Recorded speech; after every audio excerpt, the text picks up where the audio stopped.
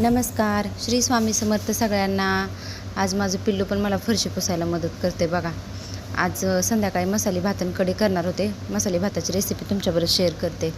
खलबत्ता घेतला, त्यात थोडंसं लसूण टाकला, थोडंसं खोबरं आणि मीठ. मला खोबरं आवडतं मसाले भाताला म्हणून मी खोबरं टाकते. कोणाला टाकू वाटलं टाका. आलं संपलं होतं म्हणून नाही टाकलं आलं. आणि घेतलं वाटून थोडंसं मीडियम. बटाटं, टमॅटो, कांदा, कोथिंबीर आणि मसाले आणि हळद आणि कुकर ठेवला गरम करायला. आणि तेल तापलं की त्यात जिरी मोहरी टाकली आणि कांदा टाकला. थोडंसं तेल माझ्याकडनं हेच झालं होतं लाल. आणि खोबरं, बटाटं, टमॅटो हे सगळं टाकलं त्यात आणि चांगलं हे केलं लाल होजे पण थोडंसं मिडियम परतलं. थोडंसं तिखटच केलं आहे कारण आमचं तिखट लागतं थोडंसं.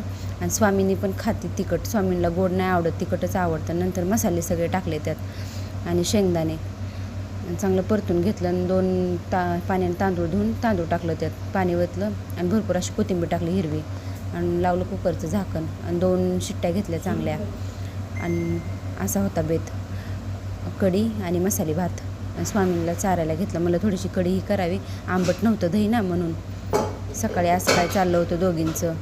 परिताईला पण ब्रश आणला होता ना मग नवीन, तिला पण आणायला ती मला पण म्हणली मग तिला पण आणला. व्हिडिओला तर लाईक करा, सबस्क्राईब करा, फॉलो करा, सपोर्ट